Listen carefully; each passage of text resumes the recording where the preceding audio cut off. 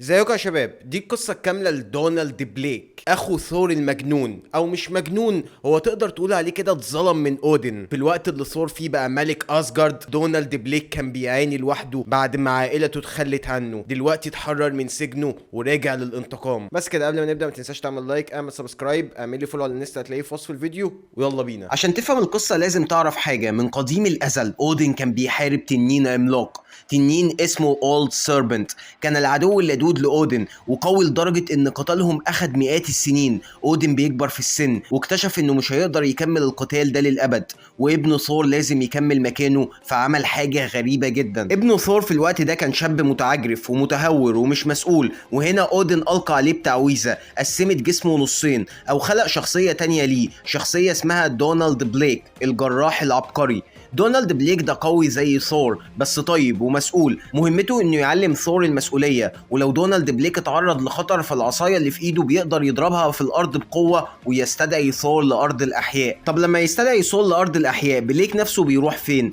اودين عمل له جنة في اللامكان قرب شجرة الحياة، حبسه جوه ثور في بعد غير مرئي يعيش مبسوط وسعيد وسط ناس بتحبه وارض طيبة مليانة بالخيرات. بيمر الأيام والأسابيع والشهور والسنين وبليك عايش في جنته مع نفس الناس اللي بتقوله نفس الكلام كل يوم، وهنا بيبدأ يسأل نفسه سؤال: هو ثور اتخلى عني؟ ثور واخوه اودين لوكي بيعقروا الخمر وبيهزروا، وهنا ثور بيبدأ كلامه: انا محتاج دونالد بليك يرجع للحياة، ياخد مكاني فترة، انا تعبت من مسؤولية الحكم، محتاج اخد اجازة شوية بعيدا عن انظار سكان اسجارد. لوكي بيرد: انت اتجننت؟ هتخلي بليك يحل محلك عشان تاخد اجازة؟ انت نسيت انا مين يا ثور؟ صحيح انا اتخليت عن لقب سيد الاكاذيب وبقيت سيد القصص وبحاول اتغير، بس مع ذلك اقدر اشم الكذبة من على 1000 ميل. قول الحقيقة، انت عايز تروح اللامكان ليه؟ ثور بيتغاظ: انا مش بكذب، انا عايز اجازة. لوكي بيقرب من مطرقة الميونير وبيقول: تمام انت اللي اخترت، وبيلقي بمطرقة الميونير بقوة على ثور اللي بتندفع لبطنه وبتسقطه على الارض.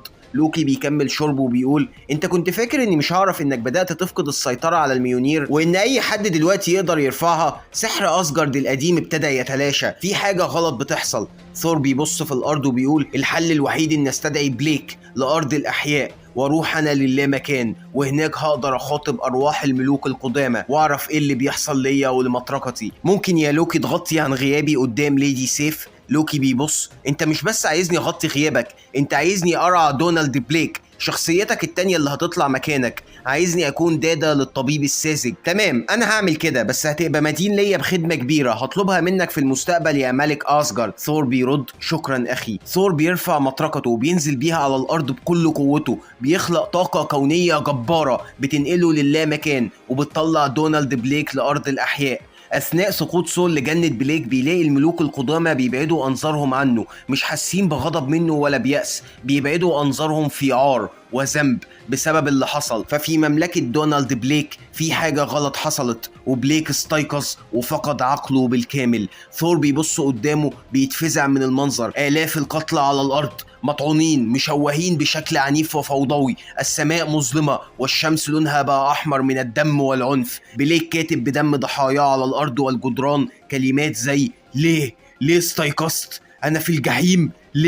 ليه سبتني يا ثور؟ ليه اتخليت عني؟ ثور بيكمل طريقه لغاية ما بيوصل للتنين سيربنت عدو أبوه اللدود، بيلاقيه ساقط على الأرض هزيل فاقد قواه وجسمه بيحترق بالكامل. أما في أرض الأحياء فظل ثور الطبيب العبقري دونالد بليك بيستيقظ من عالمه المظلم، أخيرا أصبح حر. لوكي بيبص لبليك وبيقول له: بليك ده أنت؟ بليك بيبص له: لا، بليك مات. لوكي بيحضر قوته السحرية وبياخد وضعية القتال، بينقض على بليك وبيوجه له هجمة قوية، بس بليك بيتفاداها بسهولة. لوكي بيتفزع وبيقول له: انت ازاي حصلت على القوة دي؟ بليك بيضحك: لوكي يا اخي مبسوط اني شفتك. لوكي بيحاول يوجه له طاقة سحرية على امل لاخضاعه، بس بليك بيتفاداها، وده بيخلي لوكي يتغاظ ويقول: انا لوكي اودين صن ملك جوتنهايم وسيد القصص والاساطير، مش هتهزم من حثالة مثلك يا بليك. بليك بينقض عليه وبيمسك دراع لوكي وبحركة مفاجئة بيكسرها وهو بيقول: اسمي دونالد بليك. بيوجه قبضته بكامل غضبه على لوكي،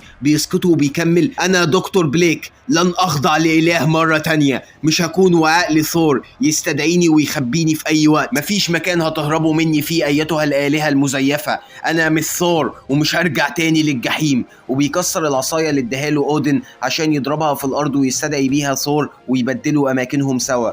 بيروح بليك لمكتبة أسجارد، بيقلب في صفحات كتاب قديم، بيدور على مستودع للأسلحة، بيقرأ تاريخ أسجارد بالكامل وبيصرخ لا مزيد لا مزيد لا مزيد من الألم. بيرمي الكتاب على الأرض وبيلاقي مكان الأسلحة وبيختار فاس جارباجون.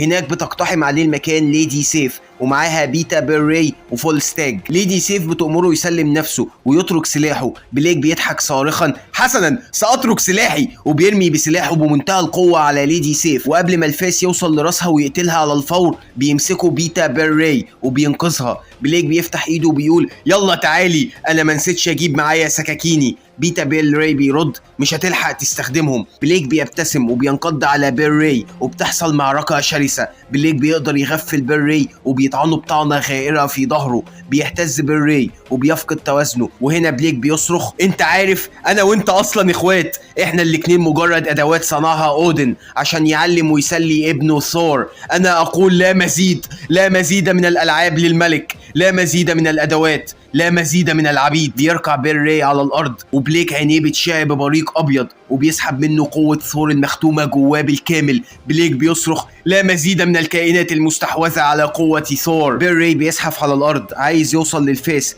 بليك بيكمل اوه بيل ارجوك توقف، ما تهنش نفسك، ما تزحفش، انا خلاص خدت قوتك والان دعني احررك. بيستدعي بليك فاسه لإيده، وقبل ما يسدد الضربة الأخيرة على بيري هنا بيتدخل فولستاج اللي بيلكم بليك بلكمة قوية بيخلي مناخيره بتنزف. بليك بيمسح الدم بإيديه وبيقول لفولستاج واضح اني موحشتكش. وقبل ما يهجم عليه بنلاقي ليدي سيف استدعت جزء كبير من جيش أسجارد لقتال بليك. الجنود واقفين قدامه رافعين أسلحتهم وبيصيحوا بصيحات القتال. بليك بينقض عليهم وهو بيضحك بجنون، بيقضي عليهم واحد ورا التاني، بيطعنهم وبيقطعهم وبيغرس فاسه في أجسامهم. بيرمي فولستاج من نافذة القصر وبيوجه لكمة قوية لليدي سيف. بعديها بسرعة وبخفة بيطعن أعصاب إيديها وبيستحوذ على سيفها. سيف جسر باي فروست. كل ده وليدي سيف مصدومة من قوة بليك الجبارة، قوته اللي تعادل قوة ثور. ازاي حصل على القوة دي وازاي سرق سيفها بسهولة؟ بليك بيبص لها وبيقول ما تقلقيش، عمرك ما كنتي هتصمدي امامي حتى وانت عارفة مقدار قوتي. وبيغرس بسيفه في الارض،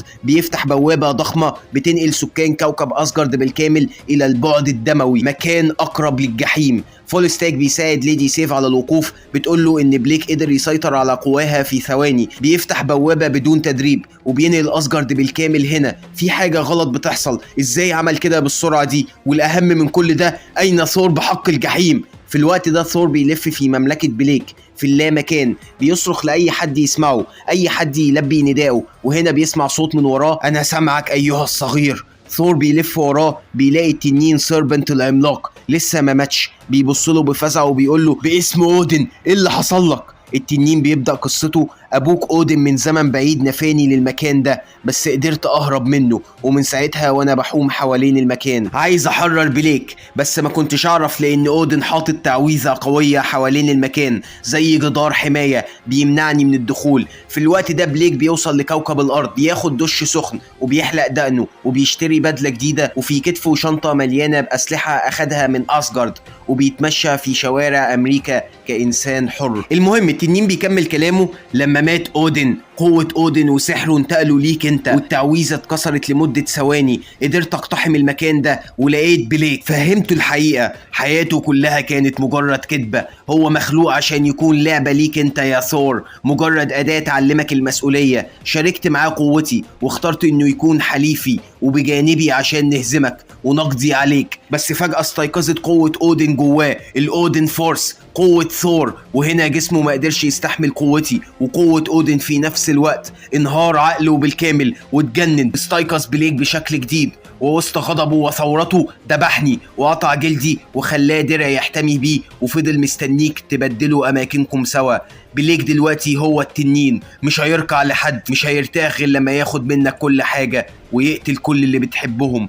كل اللي استحوذوا على قوة ثور. في الوقت ده بليك بيخش المستشفى اللي شغالة فيها جين فوستر، بتتفاجئ بوجوده وبتجري عليه بتحضنه وبتقول له انه وحشها قوي، مر وقت طويل ما شافتوش. بليك بياخد جين لمطعم بيطلبوا وجبة شهية، بليك بياكل بنهم، بيقول لجين انه مبسوط انه هنا، انه معاها، الحماس بيملى قلبه والاول مرة بيحس انه حر. بعديها بيسألها عن احوالها، جين بترد انها مبسوطة انها شافته بس حاسة انه متغير. بليك بيطمنها وبيقول لها انه كويس، بس جين بتحط ايديها على ايده وبتقول له ايا كان اللي بتمر بيه فانا جنبك، انت عارف انت ايه بالنسبه لي وانا عايزاك تكون سعيد. بليك بيبعد ايديها عن ايده وبيقول لها ما تقلقيش انا كويس، من زمان انا وثور بنتشارك رابطه قويه، كنت بقدر اقرا افكاره بس دلوقتي حاسس ان الرابط اللي بينا اتكسر، حاساه بعيد قوي. وبيبتسم بخبث. في الوقت ده ثور بيوجه مطرقته للسماء، بيستدعي اشعه قويه من البرق وبيدب الارض بمطرقته مره ورا الثانيه ورا الثالثه وهو بيصرخ باسم اودن، اسمعوا ندائي، اسمعوا نداء الرعد. بيفقد الامل وبيركع على الارض وبيقول ارجوك ارجوك ابي، سيفي، جنودي، اسمعوا ندائي، ارجوكم دعوني اذهب للمنزل. هنا بيظهر قدامه كائن غريب بهيئه السنجاب وبيقول له اوه اللي بتعمله محرج جدا. ثور بيبص عليه وبيتصدم وبيقول له ماذا؟ راتاتوسكر سيد الفوضى، اللي جابك هنا؟ انا كنت فاكرك في الارض بعد نهاية حرب العوالم. راتاتوسكر بيرد بشحمه ولحمه، انا جيت اسلم عليك يا ثور سيد اسجارد، براقبك من بدري من ساعة ما توليت الحكم. ثور بيطلب منه يروح اسجارد يستدعي اي حد او على الاقل يعرفهم مكانه، يقول لهم ايه اللي حصل له، بس سيد الفوضى بيقطعه وبيقول له مفيش حد هيسمع ندائك يا ثور، مفيش حد في اسجارد دلوقتي. في الوقت ده في البعد الدموي سكان الكوكب بيستقبلوا الاسجارديين وبيعدوا لهم وجبه شهيه. لحسن حظ جنود اسجارد سكان الكوكب ده ثور انقذهم قبل كده من طاغيه كان بيعذبهم وهم بيعتبروه صديق واي حد من طرفه بيكرموه. سكان الكوكب الاقزام بيعالجوا بير راي الراقد على الفراش مش بيتحرك. ليدي سيف بتخش تطمن عليه، بير راي بيعتذر لها انه ما كانش قوي بما فيه الكفايه عشان يحميها. سيف بتقول له ان بليك غفلهم والمفروض بيل راي يرتاح دلوقتي عشان يقدر يستعيد قوته. بيل راي بيحاول يقوم من السرير وبيصرخ انه يعرف طريقه هترجعهم تاني لاسجارد. بيقول لها ان عنده كلب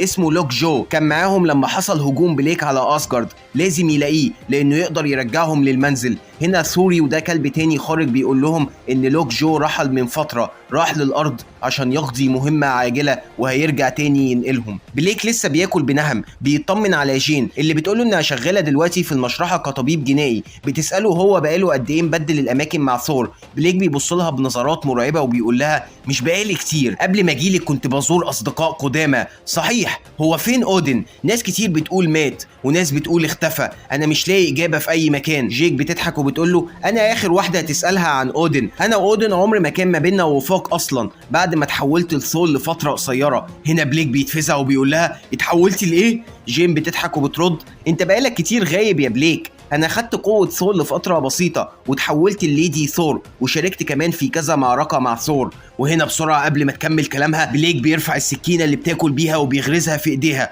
وبمنتهى الغضب والجنون بيسحب منها قوه ثور بالكامل زي ما عمل مع بير راي وبيقتلها. بس كل ده كان مجرد حلم خيال في دماغه. بليك ما اذاش جين ولا يقدر يأذيها. جين بتبص له وبتقول له انت كويس؟ هنا بليك بيقوم من على كرسيه بدون مقدمات وبيقول انه لازم يمشي، لازم يقابل اصدقاء قدامى، بيهم بالرحيل. بس قبل ما بيسيبها بيلتفت وبيقول لها بكسره طول عمرك كنت كويسه معايا يا جين، انت حبيتيني قبل كده زمان، حبيتيني انا مش هو، مصيرك مش هيكون المشرحه. بترجع جين للمستشفى، بتنزل للطابق الارضي وبتخش المشرحه، بتبص على الطبيب المفزوع وبتقول له مالك؟ الطبيب بيقول لها انا محتاجك تبصي على حاجه بس لازم تحضري نفسك، انا بقالي كتير قوي شغال هنا وشفت مختلف انواع الجرايم والجثث بس عمري ما شفت حاجه زي دي، انا اسف. انا بيفتح باب التلاجة وبيطلع جثة مشوهة بالكامل محروقة من الداخل للخارج. جين بتتفزع من المنظر والدكتور بيكمل الجثة دي وصلت لنا الصبح، روجر ريد نوفل ده كان زيك يا جين، كان معاه قوة ثور لفترة صح؟ قبل ما يسمع رد جين بسرعة بتجري على الحمام، بتقف قدام المراية وبتغسل وشها كذا مرة وهي بتصرخ مرعوبة من اللي شافته ومن اللي جه في دماغها. لا لا لا مش ممكن يكون بليك ما يعملش كده، ده جنون. استجمعي شتاتة نفسك يا جين، بليك بخير، بليك مش قاتل. في الوقت ده بنسمع صوت ضربات الرعد والبرق بتدب في المكان، بتزرع الرعب في كل الحيوانات المتوحشة. بيخرج بليك من الغابة هدومه متقطعة وماسك فاسه في ايده وبيصرخ: اخرج يا جبان، انت فاكرني خايف منك؟ اشعة من الرعد قوية بتنزل على بليك بتسقطه على الارض، وهنا بيظهر ثروج، ضفدع مستحوذ على قوة ثور. ليه قصة طويلة كده ان شاء الله هحكيها لكم بعدين. ووراه لوك جو صديق بير راي. ثروج رافع مطرقته وبيقول: انا ما كنتش بهرب منك، انا كنت بصطادك. بيستمر القتال، ثروج بيوجه مطرقته على بليك اللي بيحمي نفسه بسيفه، واثناء انشغالهم بالقتال بيتفتح بوابه وبيخرج منها لوك جو اللي بينقض على بليك عايز يفصل راسه عن جسمه، بس بليك بيتفاداه وبيضرب بسيفه في الارض. بيفتح بوابه بتنقله هو وثروج لكوكب بعيد، بيوصلوا على جبل مرتفع وبليك بيصرخ: انا اللي هصطادك. وقبل ما بيوجه الضربه على ثروج بتتفتح بوابه وراه وبيطلع منها لوك جو. بليك بيدب سيفه على الارض للمره الثانيه وبينقل نفسه وثروج للاهرامات في مصر ليستكملوا القتال، بس برضه لوك جو بيقدر يفتح بوابه ويوصل لهم عشان يساعد ثروج. هنا ثروج بمنتهى القوه بيوجه اشعه من البرق على بليك، وفي نفس الوقت بليك بيستخدم سيفه وبينقلهم لكوكب مليان ديناصورات. وقبل ما لوك جو يوصل لهم بليك بيستغل تشتت ثروج وبيوجه عليه سيفه وبيشيله وهو بيتفاداه وبياكله وبيقتله. بيوصل لوك جو للمكان اللي هم فيه، بس بليك بعد ما بيتخلص من ثروج بيوجه انظاره للوك جو وبيقول له: دلوقتي انت عارف ايه اللي بيحصل للكلاب المسعوره والشرسه؟ بيروحوا للدكتور، ولما بيروحوا للدكتور ما بيرجعوش البيت تاني. ولسه هينقض على لوك جو بيسمع صوت في بطنه وبيحس باضطراب، بطنه بتوجعه بشده، وفجاه بتخرج مطرقه ثروج من بقه بتشق طريقها وبتحطم اسنانه كلها. بليك بينزف بشده ولسه بيقول: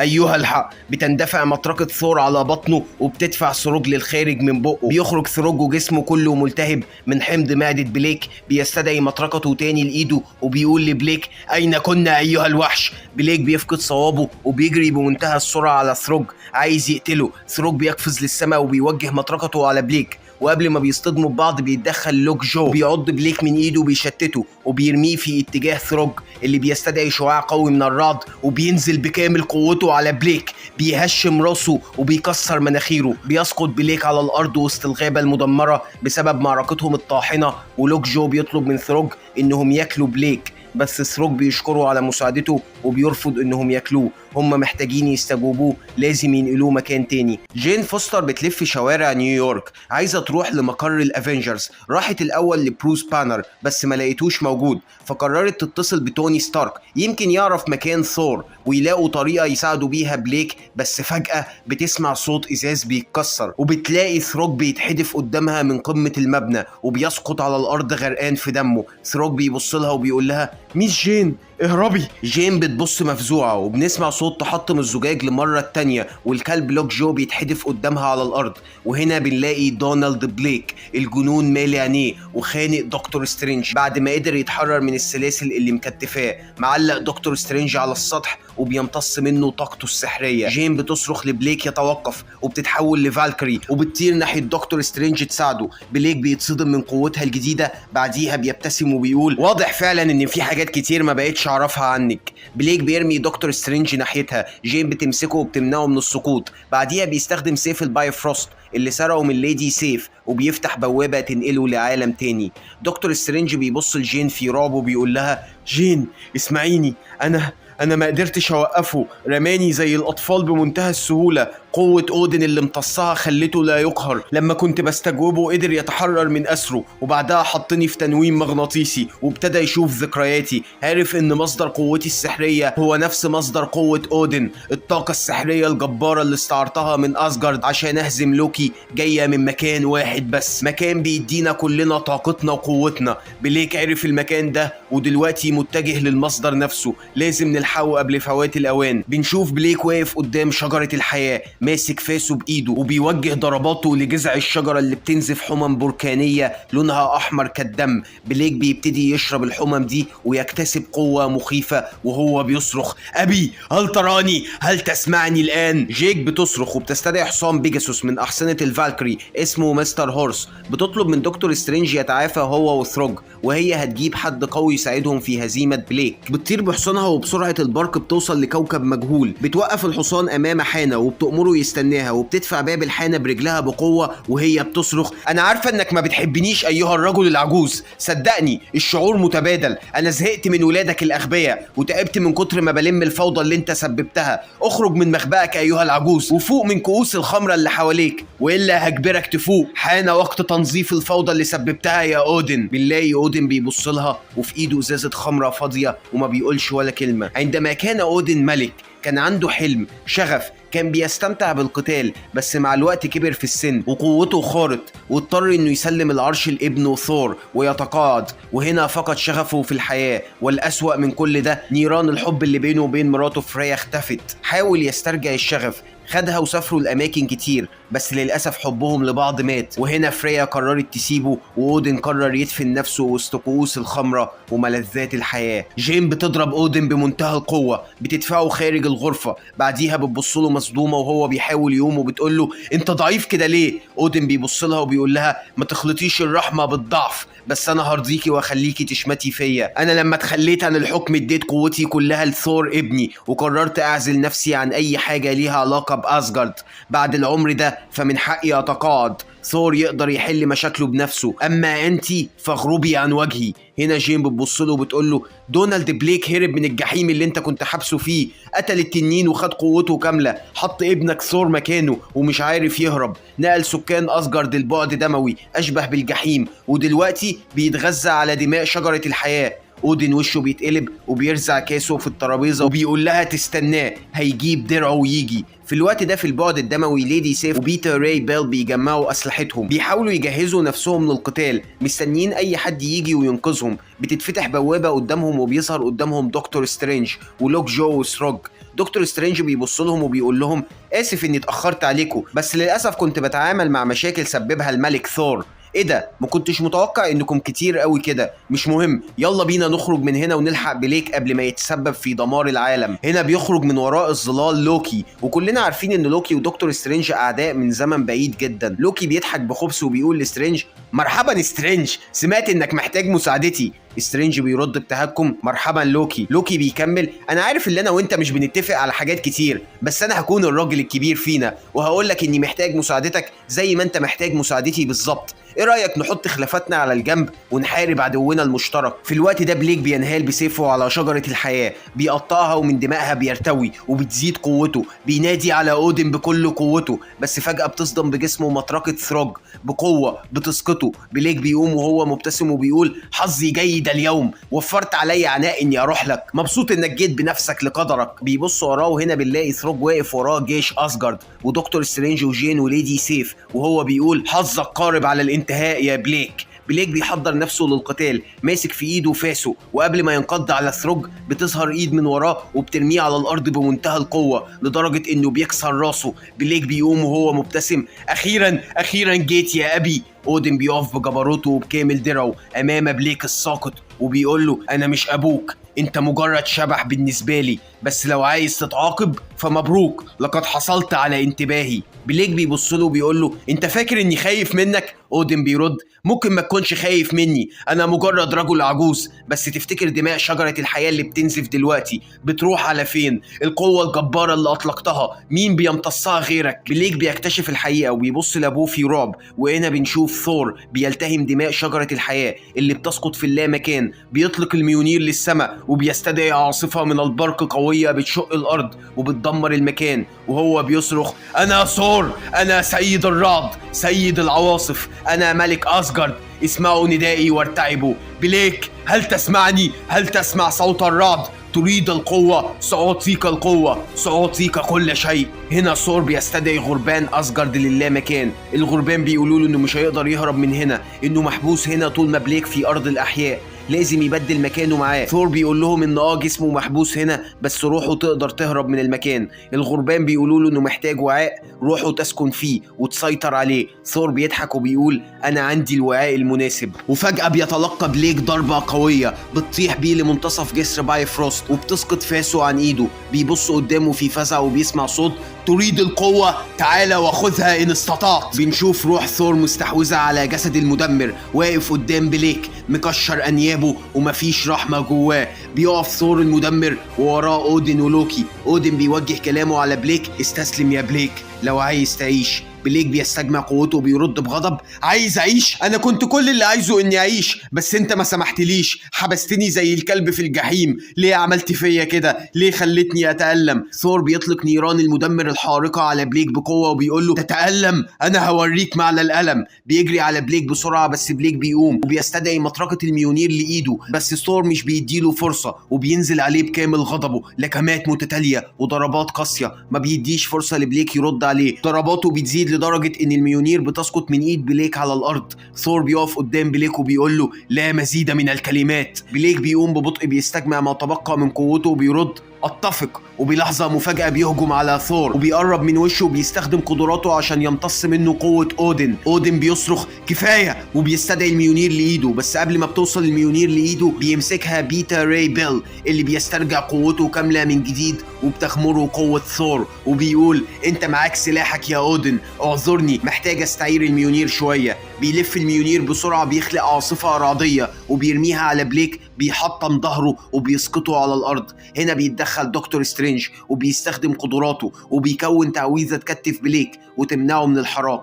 بليك بيصرخ على الأرض: أنا مش هتحبس تاني، مش هتحبس تاني أبدا. بيقرب أودن برمحه على بليك وبيقول له: أنت محق دونالد بليك، أنا اللي صنعتك ودي كانت غلطة مني. الدموع بتنزل من عيون بليك وبيبتدي يقول وهو مستسلم لمصيره: توقف عن الكلام وافعلها. أنا عمري ما طلبت منك تصنعني، عمري ما طلبت أكون الابن اللي اتخليت عنه. أرجوك اقتلني، حولني كما أردت دائما، لا شيء، أرحني من عذابي. الدموع بتنزل من عينيه وبيقفل عينه للمرة التانية. أودن بيرفع رمحه وبيقول: حسنا، سأحولك للا شيء كما أردت. ولسه هيوجه لبليك الضربة الأخيرة ويقتله، ثور بيصرخ: لا. وهنا لوكي بياخد عصاية بليك المكسورة وبيستخدم سحره وبيجمع نصين العصاية لبعض من تاني وبيصلحها، بيرميها بسرعة على ثور اللي بيدب العصاية على الأرض وبيحرر جسمه من اللامكان. بيدفع أودن بقوة بعيد عن بليك قبل ما يقتله وبيخرج ثور الملك بكامل قوته مستدعي الميونير لإيده مصرحا: أنا الملك.